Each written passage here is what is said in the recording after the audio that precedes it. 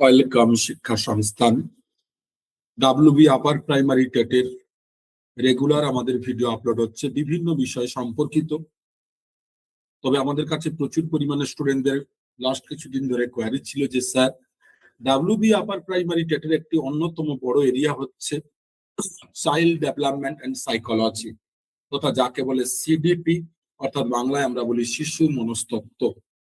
এই শিশু মনস্তত্ত্বের মূলত কি কি এরিয়া, কি কি সিলেবাস পড়তে হবে, কারণ আপার প্রাইমারির বর্তমানে নতুন কোনো নোটিফিকেশন গ্যাজেট নেই, কিন্তু পরীক্ষা হবে শোনা যাচ্ছে, এবং ভোটের আগে যদি নোটিফিকেশন দেয় ভালো, না হলে ভোটের পরে। তো মূলত এইখানেই প্রশ্ন, তাহলে এই শিশু মনস্তত্ত্ব সত্যি বড় একটি এরিয়া। এর আগের ক্লাসে আমরা আলোচনা করেছি, যার অলরেডি লিঙ্ক আমাদের ডেসক্রিপশন বক্সে পেয়ে যাবেন এবং ডিটেলস এর ভিডিওগুলো চেক করতে পারবেন।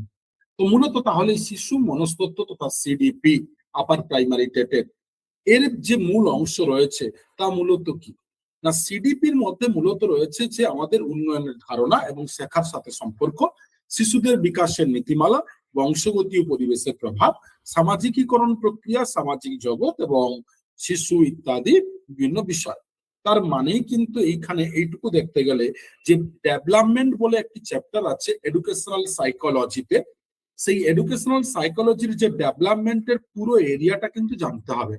অর্থাৎ শিশু মনস্তত্ত্বের যে বিকাশ, সেই বিকাশ কি, কাকে বলে, বিকাশের ধারণা কি, বিকাশের বৈশিষ্ট্য, বিকাশের নীতি সমূহ, এবং বিকাশের নীতির সাথে সাথে অলরেডি বিকাশের যে বিভিন্ন ধরনের প্রকারভেদ আছে, তথা শারীরিক বিকাশ, মানসিক বিকাশ, নৈতিক বিকাশ, প্রজ্ঞামূলক বিকাশ, সঞ্চালনমূলক বিকাশ, প্রাক্ষবিক বিকাশ, সামাজিক বিকাশ, এই যাবতীয় বিকাশ তার কি, তার ধারণা, তার ক্যারেক্টারিস্টিক্স, এবং প্রত্যেকটি ডেভেলপমেন্টের স্টেজ অনুযায়ী, তাদের পর্যায় অনুযায়ী কোন স্টেজে কি ধরনের বিকাশ হয় এবং তার কি ধরনের বৈশিষ্ট্য ফুটে ওঠে সম্পূর্ণভাবে পড়তে হয়, কারণ এখান থেকেই কোশ্চেন প্রচুর পরিমাণে দেয়। এবং এই ডেভেলপমেন্টের সাথে আরেকটি অংশ থাকে গ্রোথ, যার নাম হচ্ছে বৃদ্ধি। এই গ্রোথ তথা বৃদ্ধির মূলত কি বিষয় না, এর সাথে বংশগতি এবং পরিবেশের প্রভাব কি তার মূল, এবং সোশিওলজির একটি পার্ট সামাজিকীকরণ প্রক্রিয়া, যেখানে সমাজ কি, সামাজিকীকরণ কি, পিতা মাতা গুরুজন এবং পরিবেশ, পরিবার, অন্যান্যদের আমাদের শিশুর উন্নয়নে শিক্ষার ক্ষেত্রে এদের ভূমিকা কি। এবং এই বিকাশমূলক তত্ত্বের অন্যতম প্রজ্ঞামূলক বিকাশ তত্ত্ব পিয়াজেট, কোয়েলবার্গ, ভাইগোটস্কির এদের যে থিওরি গুলো রয়েছে, এই থিওরির প্রত্যেকটার এলিমেন্টস গুলো, যে উপাদানগুলো আছে, সেই উপাদানগুলো দেখতে হবে, এবং প্রত্যেকের বৈশিষ্ট্য এবং প্রত্যেকের স্টেজ ওয়াইজ তাদের আবার বৈশিষ্ট্য এবং এডুকেশনাল সিগনিফিকেন্স তথা শিক্ষাক্ষেত্রে এদের তাৎপর্য এবং কোন সময় কিভাবে কাজে লাগে। এরপরেই মেন এরিয়া গ্রোথ ডেভেলপমেন্টের পরে কিন্তু আরেকটি অন্যতম অংশ কি না, বুদ্ধি তথা ইন্টেলিজেন্স। এই বুদ্ধি থেকে মূলত যে বিষয় কোশ্চেন দেয় বা পড়তে হবে শিশু মনস্তত্ত্বে, সেই এরিয়াটা আমরা আজকে টোটাল এরিয়া আলোচনা করছি, শিশু মনস্তত্ত্বের কি কি পড়তে হবে।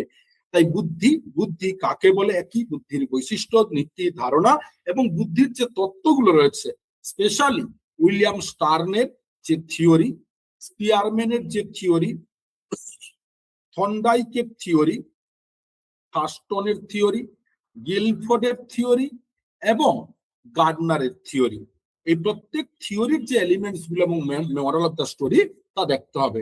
এরপরে ল্যাঙ্গুয়েজ, ল্যাঙ্গুয়েজ ডেভেলপমেন্ট, ভাষা বিকাশ এবং তার উপাদান, সেন্সরি মোটর স্টেজ থেকে শুরু করে প্রত্যেকটা এরিয়া, এবং লিঙ্গ এবং লিঙ্গের ভূমিকা, পুরো বিষয়টি কিন্তু সিডিপির এই অংশের মধ্যে থাকছে। যেটাকে আমরা শর্টে বললাম, এটা ডিটেলস আরো রয়েছে। এই দেখুন, চাইল্ড ডেভেলপমেন্ট 11 থেকে 14 বছর বয়সী শিশু, অলরেডি এই 11 থেকে 14 বছর বয়সের থেকে 1 থেকে 5 থেকে ও 3 থেকেও দেয় অনেক সময়, কারণ আপারটা মূলত 11 থেকে 14 বলেই এটা মেনশন থাকে, যে এটা প্রায় 15 নম্বরের এরিয়া থাকে সিডিপি টোটাল এরিয়া। এখানে এই যে বলছিলাম বিকাশের শারীরিক বিকাশ, মানসিক বিকাশ, সামাজিক বিকাশের টোটাল বিষয়গুলো, এবং এর সাথে লার্নিং, শিক্ষণ, শিক্ষণ একটি গুরুত্বপূর্ণ ভূমিকা। শিক্ষণ কাকে বলে, শিক্ষণের যতগুলো প্রকারভেদ আছে তার মধ্যে তত্ত্বের মধ্যে থর্নডাইকের তত্ত্ব, প্যাভলভের তত্ত্ব, স্কিনারের তত্ত্ব, কলম্যানের তত্ত্ব এবং জ্ঞানে, রবার্ট জ্ঞানে তার থিওরি, এগুলো কিন্তু সব থেকে গুরুত্বপূর্ণ। এছাড়া রয়েছে আরেকটি টপিক শিশু মনস্তত্ত্বের সাথে ইনক্লুসিভ এডুকেশন, অন্তর্ভুক্তিমূলক শিক্ষা, যেখানে 5টা দেওয়া আছে, কোশ্চেন দেয় ঠিকই কিন্তু 5টার বেশি দেয়, 5 থেকে 7, 8, 10 পর্যন্ত দিয়ে দেয়।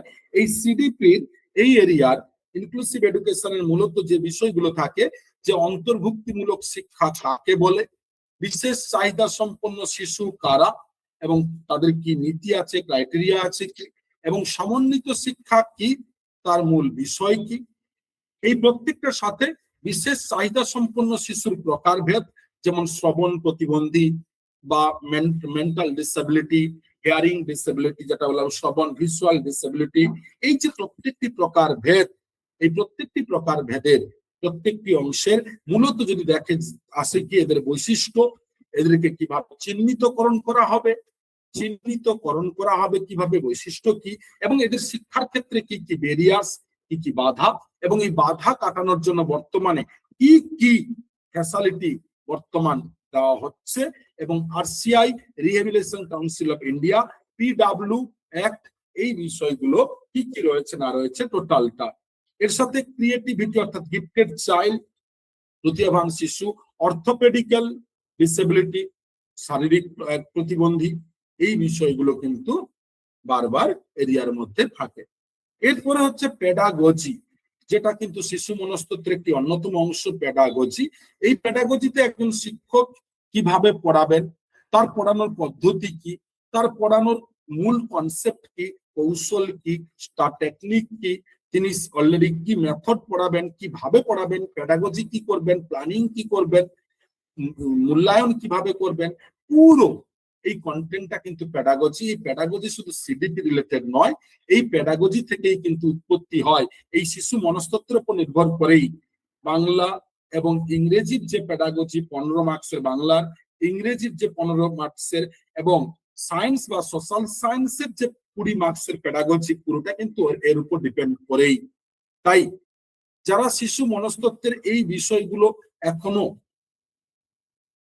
বুঝতে পারেননি, তাদের জন্যই আমরা আজকের এই ভিডিওটি নিয়ে এলাম, যেখানে পুরো শিশু মনস্তত্ত্বের কি কি বিষয় পড়তে হবে, কোন কোন জায়গা থেকে পড়তে হবে, এর অলরেডি আমরা বুকস রেফারেন্স কি কি বই পড়লে পারবেন সেটা আমরা জানিয়েছি। মূলত আমরা আমাদের পেড ব্যাচের স্টুডেন্টদের ক্ষেত্রে যে প্রসেসটা অবলম্বন করি সেটাই ঠিক এখানে বলেছি, এরিয়াগুলো কি কি, কোর এরিয়াগুলো কি কি। এই যারা প্রতি মুহূর্তে, প্রতিনিয়ত, যাদের লক্ষ্য এই মুহূর্তে একমাত্র আপার প্রাইমারি টেট, তারা অবশ্যই সফলতার জন্য এখন থেকে পড়াশোনা শুরু করুন, দেরি করবেন না। অনেকে ভাবেন বরাবরই যে নোটিফিকেশন এলে শুরু করব, স্কুল সার্ভিস কমিশনের ক্ষেত্রে ঠিক একই পন্থা অনেকে অবলম্বন করেছিলেন কিন্তু ব্যর্থ হয়েছেন। না, দেখুন 2 মাসে 3 মাসে বিস্তৃত সমুদ্রকে শেষ করা যায় না। তাই প্রথম থেকে যদি অল্প অল্প করে প্রিপারেশন নেন, তাহলে আপনি সফলতার পথে এগিয়ে যাবেন। তাই এখন থেকে উঠুন, জাগুন, নোটিফিকেশনের অপেক্ষায় বসে থাকবেন না। সমস্ত অলসতা কাটান, নিজের আত্মপরিচয় খুঁজে পান, সেলফ আইডেন্টিফিকেশন তৈরি করুন। বন্ধু বান্ধব, সিনিয়র জুনিয়ররা যারা অলরেডি পেয়ে গেছে এবারে স্কুল সার্ভিস কমিশনে, তাদের জন্য অন্তত তাদের যে পেয়ে গেছে, অর্থাৎ এই জায়গা থেকে যে আমাকে পেতে হবে, তাই আপার প্রাইমারি টেট কিন্তু একটি বেস্ট অপরচুনিটি। তাই যারা আমাদের চ্যানেল এখনো সাবস্ক্রাইব করেনি, শেয়ার করেননি, অবশ্যই করুন, কারণ প্রতি মুহূর্তে এরকম নিত্য নতুন ভিডিও নিয়ে আমরা এসে উপস্থিত হব। তাই সকলকে অনুরোধ থাকলো আমাদের চ্যানেলটিকে সাবস্ক্রাইব করার। ধন্যবাদ।